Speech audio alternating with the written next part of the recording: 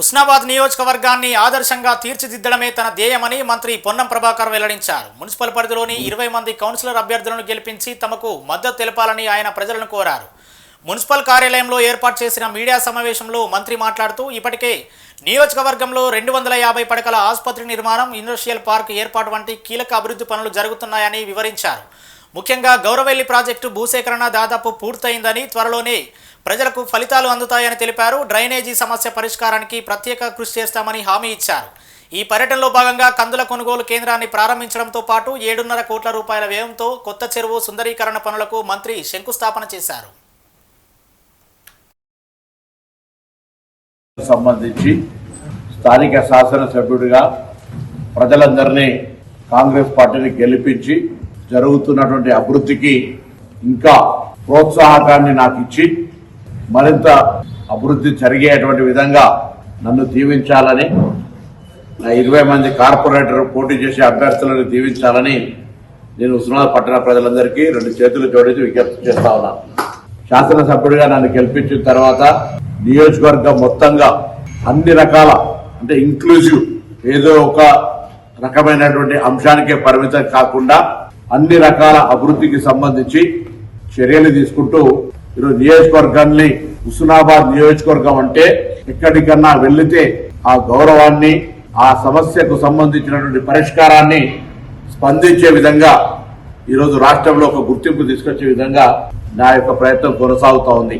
మొన్నటి స్థానిక సర్పంచ్ ఎన్నికల్లో ఆశీర్వదించి నా బలాన్ని పెంచినారు. అంతకుముందు ఎమ్మెల్సీ ఎన్నికల్లో కూడా సరే నియోజకవర్గ వారిగా ఓట్ల లెక్కింపు లేకపోయినప్పటికీ ఎమ్మెల్సీ ఎన్నికల్లో కూడా కార్యకర్తలు కష్టపడి పట్టభద్రులకు సంబంధించిన అన్ని ఓట్లలా మెజార్టీ ఓట్లుగా ఆశీర్వదించినారు. దానికంటే ముందు పార్లమెంట్ ఎన్నికలు వస్తే కూడా పార్లమెంటు స్థానంలో 7 శాసనసభ నియోజకవర్గాలు ఉంటే 6 శాసనసభ నియోజకవర్గాల్లో మైనస్ ఉంటే ఈ నియోజకవర్గంలో 23,000 మెజార్టీ ఇచ్చి నేను గెలిచిన కొద్ది రోజులకే జరిగినటువంటి పార్లమెంట్ ఎన్నికల్లో నా ఉత్సాహాన్ని, నన్ను ఆశీర్వదించి నన్ను మరింత బలోపేతం చేసినారు. ఇప్పుడు హుస్నాబాద్ మున్సిపల్ ఎన్నిక, హుస్నాబాద్ నగర రూపురేఖలు మారుస్తూ హుస్నాబాద్ ప్రజల ఆకాంక్షలకు అనుగుణంగా ఎప్పుడు కానీ ఊరు పెరిగితే ఉపాధి అవకాశాలు పెరుగుతాయి. ఉపాధి అవకాశాలు పెరగడం ద్వారా ఈ గ్రామ అభివృద్ధి అవుతుంది.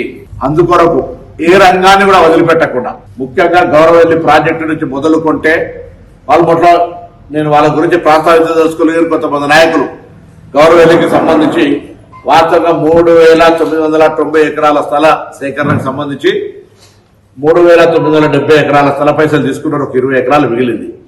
అయినప్పటికీ కూడా అది సుప్రీంకోర్టులో రాష్ట్ర స్థాయిలో జరుగుతోంది. దానికి సంబంధించిన పేమెంట్ అంతా కూడా ప్రాజెక్టు కాలువలు, దానికి దీనికి సంబంధించిన కూడా కాలువల ప్రక్రియ కొనసాగుతుంది భూసేకరణకు సంబంధించి.